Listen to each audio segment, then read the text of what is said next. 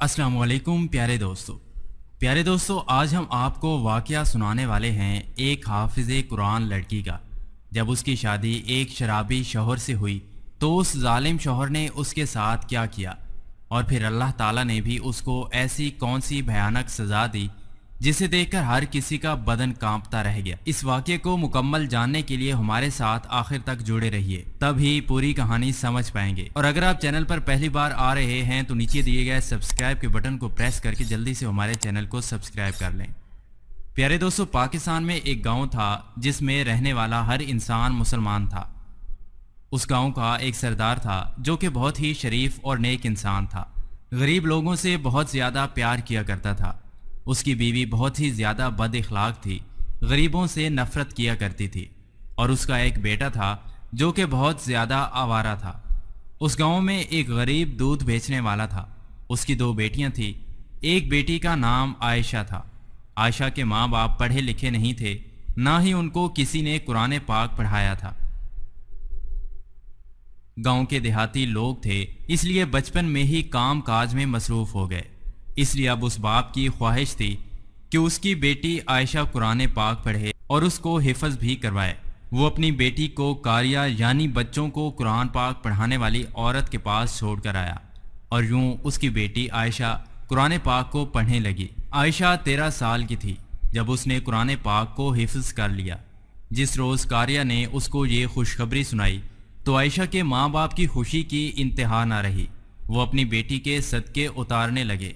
बेशक आयशा के ख़ानदान वाले गरीब थे, मगर ऐसे मौका पर पूरे गांव की दावत की गई। जब आयशा का बाप उसको आलिमा के पास छोड़कर आया तभी से उसने पैसे जोड़ने शुरू कर दिए। जब मेरी बेटी आयशा कुरान पाक को हिफ्ज़ कर लेगी तो मैं पूरे गांव की दावत करूंगा।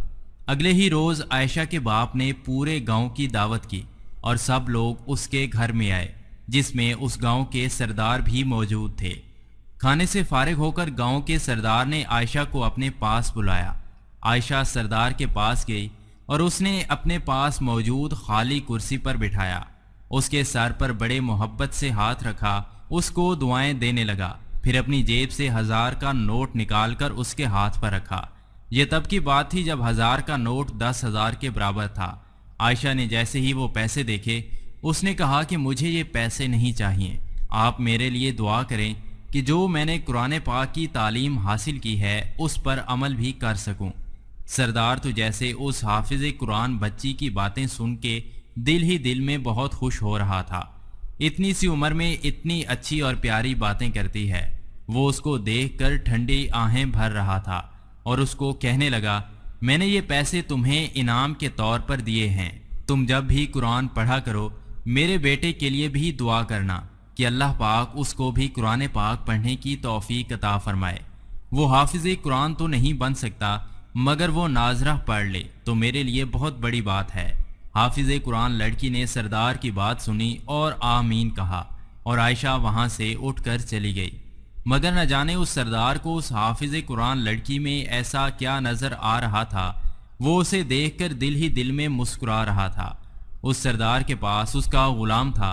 उसने पूछा कि सरदार आप क्यों मुस्कुरा रहे हैं? सरदार ने मुस्कुरा कर सर हिलाया और कहा कि कोई बात नहीं। सरदार की आदत थी वो किसी के घर में ज़्यादा देर बैठा नहीं करता था, मगर आज सरदार तब तक इंतज़ार कर रहा था जब तक सारा गांव अपने घर वापस ना चला गया। यहाँ तक कि उस सरदार ने अपने गुलाम को भी अपने घर वापस भेज दिया और वहाँ खुद बैठा रहा। हाफिज़ कुरान लड़की का गरीब बाप ये देखकर बहुत ज़्यादा परेशान हो गया और प्यार भरे अंदाज में कहने लगा, सरदार साहब मुझसे नाराज़ तो नहीं जो अभी तक यहाँ बैठे हुए हैं।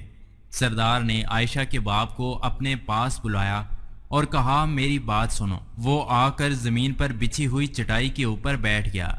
सरदार ने फ़ौरन उसे उठाकर अपने सामने कुर्सी के ऊपर बिठाया और कहा, तुम अपने हाफिज़ कुरान बेटी को मेरी अमानत समझकर उसकी परवरिश करो। ये सुनकर गरीब आदमी हैरान और परेशान हो गया और कहने लगा कि सरदार आप क्या कह रहे हैं, मैं कुछ समझा नहीं।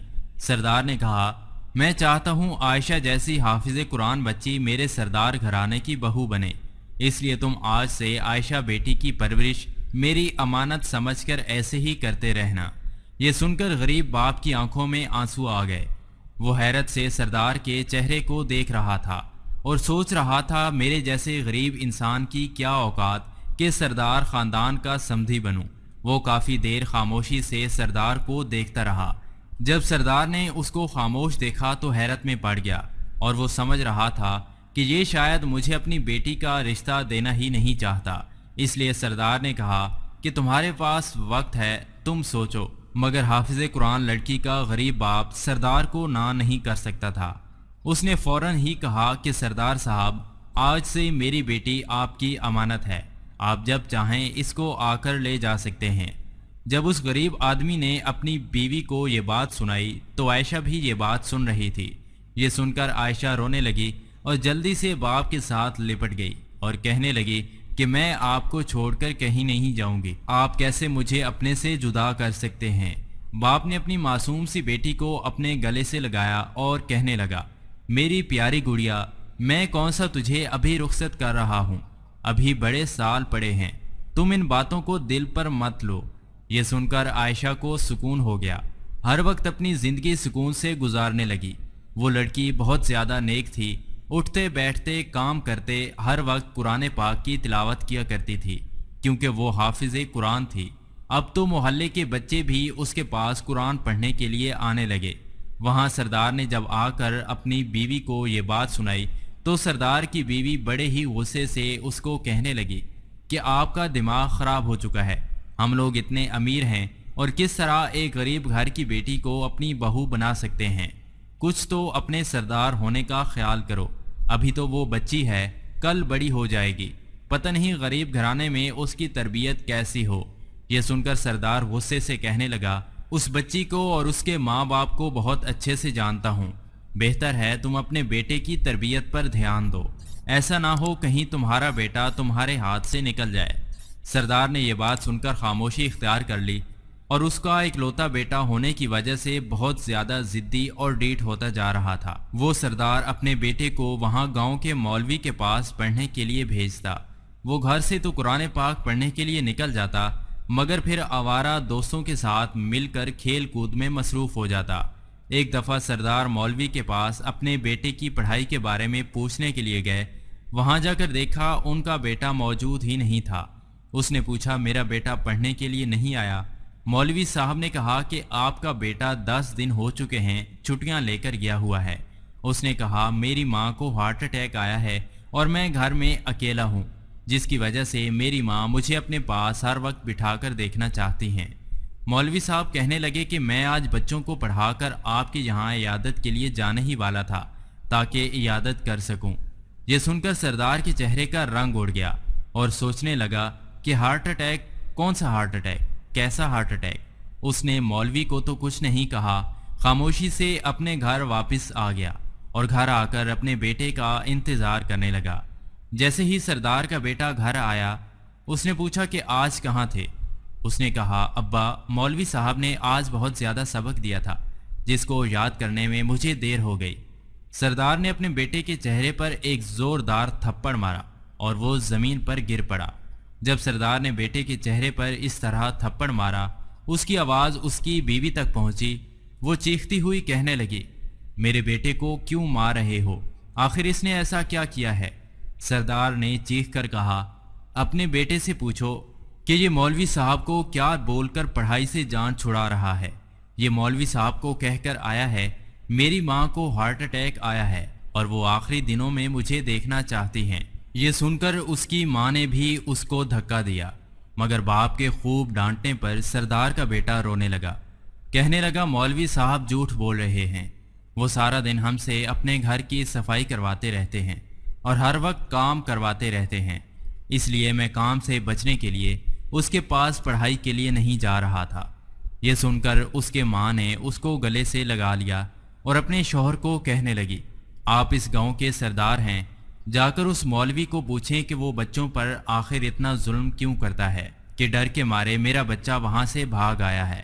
اس کی ماں اپنے بیٹے کو لے کر اندر چلی گئی اور سردار اپنا سر پکڑ کر بیٹھ گیا اور سوچنے لگا کہ میں نے سوچا تھا میرا بیٹا دین کی تعلیم حاصل کرے گا، مگر یہ تو شاید میرا نام ہی ڈبا رہا ہے۔ سردار نے کسی اور مولوی کا بندوبست کیا کہ شاید یہ میرے بیٹے کو پڑھا دے، مگر اس نے بھی پڑھانے سے انکار کر دیا۔ آہستہ آہستہ وہ آوارہ ہو گیا، اور وہیں دوسری طرف عائشہ جو کہ 5 وقت کی نماز پڑھنے والی تھی، ہر وقت اللہ کی عبادت میں مصروف رہتی، اور وہیں اس کا ہونے والا شوہر آوارہ شرابی بن چکا تھا۔ پھر دن گزرتے گئے۔ کافی عرصے کے وقت کے بعد جب عائشہ 18 سال کی ہوئی تو سردار صاحب اس کے گھر گئے۔ وہ بچوں کو قرآن پاک پڑھا رہی تھیں۔ یہ دیکھ کر وہ بہت زیادہ خوش ہوئے۔ انہوں نے کچھ پیسے عائشہ کے ہاتھ میں رکھے اور کہا کہ اپنے لیے کچھ کپڑے لے آنا۔ عائشہ کے باپ نے وہ پیسے لینے سے انکار کرنے ہی والا تھا، کیونکہ اس نے ان 5 سالوں میں سردار کے بیٹے کے بارے میں بہت کچھ دیکھا ہوا تھا، مگر پھر بھی نہ جانے وہ کیوں خاموش رہا، اور سوچنے لگا اگر سچ میں میری بیٹی کا رشتہ مانگنے کے لیے سردار آ گیا تو میں کیا کروں گا۔ وہ اپنی نیک سیرت بیٹی کو اس شرابی بیٹے کے ساتھ بیاہ نہیں سکتے تھے۔ سردار نے جب گھر آ کر اپنی بیوی کو بتایا کہ میں کچھ پیسے عائشہ کو دے کر آیا ہوں، یہ سن کر وہ چیخنے لگی کہ ابھی تک تم وہ بات بھولے نہیں ہو، وہ غریب گھر کی بیٹی ہے، نہ جانے ہماری بہو کیسے بنے گی۔ سردارنی کے بیٹے نے گزرتے ہوئے یہ بات سن لی۔ سردار کے بیٹے کو عائشہ سے بہت زیادہ نفرت تھی، کیونکہ ہر وقت سردار اپنے بیٹے کو عائشہ کی ہی مثال دیا کرتا تھا۔ وہ تو یہاں تک سوچنے لگا کہ اگر یہ عائشہ میرے سامنے آ گئی تو میں اس کو جان سے مار دوں گا۔ جب اس کو پتہ چلا کہ بچپن سے ہی میرے باپ نے میرا رشتہ عائشہ کے ساتھ طے کر دیا تو اس کا خون کھولنے لگا، اور اس نے باہر جا کر اپنے دوستوں کو یہ بات بتائی اور کہنے لگا اس غریب لڑکی کی کیا اوقات کہ وہ مجھ جیسے رئیس زادے کے ساتھ رشتہ جوڑے، اور کہنے لگا میں اس کو اپنے قابل تو کیا کسی کے قابل نہیں چھوڑوں گا۔ وہ سردار کی شرابی اور آوارہ بیٹے نے اپنے دوستوں کے ساتھ مل کر ایسا منصوبہ بنایا کہ وہاں بیٹھی ہوئی عائشہ جو کہ قرآن پاک کو لے کر اس کی تلاوت کر رہی تھی، اس کی روح لرز گئی، اس کی دل کی دھڑکن تیز ہو گئی۔ اسے ایسا لگ رہا تھا جیسے کوئی بہت برا ہونے والا ہے۔ وہ قرآن پاک کی تلاوت تو کر رہی تھی، مگر اس کا دل قرآن میں نہیں لگ رہا تھا۔ اس کے دل میں برے برے خیال آ رہے تھے۔ مغرب کا وقت ہو چکا تھا۔ اچانک ان کے گھر میں ایک بچہ دوڑتا ہوا آیا اور کہنے لگا کہ آپ کے ابا کی دکان میں آگ لگ چکی ہے، وہ دکان کے اندر بند ہیں۔ جب عائشہ کی ماں نے یہ سنا تو وہ دوڑتی ہوئی دکان کی طرف چلی گئی۔ اس کے پیچھے اس کی بہن بھی چلی گئی۔ اب اکیلی عائشہ گھر میں تھی۔ وہ بھی اپنے ماں کے ساتھ جانے لگی تو اس کی ماں کہنے لگی کہ بیٹا تم یہیں رکو اور اپنے باپ کے لیے دعا کرو، ہم ابھی آ جاتے ہیں۔ عائشہ گھر میں اکیلی تھی۔ اچانک گھر کی دیوار پھلانگ کر گاؤں کے آوارہ اور عیاش لڑکے اس کے گھر میں داخل ہو گئے۔ جیسے ہی عائشہ نے قدموں کی آواز سنی، اس نے پیچھے مڑ کر دیکھا تو اس کی روح لرز گئی۔ وہ لڑکے عائشہ کو دیکھ کر اونچا اونچا ہنس رہے تھے۔ اچانک ان میں سے ایک لڑکے نے باہر سے دروازے کی کنڈی لگا دی۔ عائشہ باہر جا سکتی تھی نہ کہیں چھپ سکتی تھی۔ وہ بڑی ہمت کر کے ان لڑکوں کو کہنے لگی کون ہو اور یہاں کیوں آئے ہو؟ ان میں سے ایک لڑکا کہنے لگا کہ کچھ نہیں، ہم صرف تمہاری عزت کو تار تار کرنا چاہتے ہیں۔ آہستہ آہستہ وہ لڑکے عائشہ کے قریب ہوتے جا رہے تھے اور وہ رو رہی تھی، چیخ رہی تھی، چلا رہی تھی اور مدد کے لیے اللہ تعالیٰ کو پکار رہی تھی۔ اتنے میں دروازے میں دستک ہوئی۔ عائشہ دروازے کی طرف بھاگی۔ اتنے میں دروازہ باہر سے کھل چکا تھا، کیونکہ آنے والے کو یہ معلوم ہو چکا تھا کہ دروازہ باہر سے بند ہے۔ جیسے ہی دروازہ کھلا، آگے سردار صاحب کھڑے تھے۔ وہ حیرانگی سے عائشہ کو دیکھ رہے تھے، پھر ان آوارہ لڑکوں کو دیکھ کر ان کی روح لرز گئی۔ عائشہ بھاگ کر روتی ہوئی سردار کے پیچھے چھپ گئی۔ جیسے ہی ان آوارہ لڑکوں نے سردار کو دیکھا تو وہ ڈر گئے اور بھاگنے لگے۔ سردار نے ایک کسی لڑکے کی شکل دیکھ لی تھی۔ آہستہ آہستہ یہ بات پورے گاؤں میں پھیل چکی کہ ایک لڑکی گھر میں اکیلی تھی۔ آوارہ لڑکے دیوار پھلانگ کر گھر میں داخل ہو گئے۔ ہائے ہائے، اس لڑکی کے ساتھ کوئی اونچ نیچ نہ ہو گئی ہو۔ اس کے باپ کی دکان پر نہ کوئی آگ لگی تھی، نہ کوئی مصیبت آئی تھی۔ یہ سب صرف ایک سازش تھی۔ جب سردارنی تک یہ بات پہنچی تو وہ بھی سردار کو بھڑکانے لگی کہ لڑکی اچھی نہیں ہے، اور پاس بیٹھا سردار کا بیٹا بھی بھڑک اٹھا کہ میں ایسی بدکار لڑکی سے کبھی بھی شادی نہیں کروں گا۔ سردار جب اپنے بیٹے کی منہ سے یہ بات سنی تو حیران رہ گیا کہ آخر میرے بیٹے کو اس بات کا کیسے پتہ چلا۔ وہ بڑی ہی حیرانگی سے اپنے بیٹے کو دیکھ رہا تھا، مگر سردار کے بیٹے نے اپنی آنکھیں پھیر لیں، باپ کی طرف پیٹ کر کے بیٹھ گیا۔ اگلے ہی روز سردار نے ان آوارہ لڑکوں کو بلایا اور ان کو اتنا مارا کہ وہ سب آوارہ لڑکے سچ بولنے لگے۔ انہوں نے بتایا کہ آپ کے بیٹے کے کہنے پر ہی ہم نے یہ سب کیا ہے، تاکہ اس لڑکی کو آپ کی نظروں سے گرا سکیں اور وہ کسی کو منہ دکھانے کے قابل نہ رہے۔ جب سردار نے یہ سنا تو کہنے لگا، مجھے اس بچی پر اپنی اولاد سے بھی زیادہ یقین تھا، وہ اپنے کردار کو کبھی میلا کر ہی نہیں سکتی۔ سردار نے اپنے بیٹے کو کہا کہ وہی لڑکی ہے جو اس گھر کی بہو بنے گی، اور وہی لڑکی تجھے سدھار سکتی ہے۔ اگر تو نے انکار کیا تو میں تجھے ایک بھی جائیداد نہیں دوں گا۔ یہ سن کر مجبوراً سردار کے بیٹے کو ماننا پڑا اور سردار عائشہ کا رشتہ لینے کے لیے چلا گیا۔ عائشہ کے ماں باپ بہت زیادہ پریشان تھے، نہ وہ انکار کر سکتے تھے نہ قبول کر سکتے تھے، اور عائشہ کی حالت بہت ہی بری تھی، اس کو بہت زیادہ بخار تھا۔ وہ اتنا بڑا الزام اپنے اوپر کیسے برداشت کر پا رہی تھی؟ سردار کا ماننا تھا کہ نیک سیرت بیوی ہی میرے بیٹے کو سدھار سکتی ہے، جیسے ہی نیک بیوی گھر آئے گی وہ کسی نہ کسی طریقے سے ہمارے بیٹے کی بری عادتیں ہٹا کر اس کو نیک بنا دے گی۔ عائشہ تو پہلے ہی سردار کے بیٹے سے شادی کرنے سے بہت زیادہ خوف زدہ تھی، مگر اس کے ماں باپ سردار کو انکار نہ کر سکے اور عائشہ کا نکاح سردار کے شرابی بیٹے کے ساتھ ہو گیا۔ عائشہ پہلے ہی بہت زیادہ ڈری ہوئی تھی اور وہ سردار کا بیٹا دل ہی دل میں بدلے کی آگ لیے عائشہ کو رخصت کر کے گھر لے آیا۔ وہ تھکی ہوئی ایسے ہی بستر پر لیٹ گئی، آنکھیں بند کر لی۔ اچانک زور سے دروازہ کھلا، سردار کا شرابی بیٹا کمرے میں داخل ہوا۔ وہ اس کو دیکھ کر فوراً سیدھی ہو کر بیٹھ گئی۔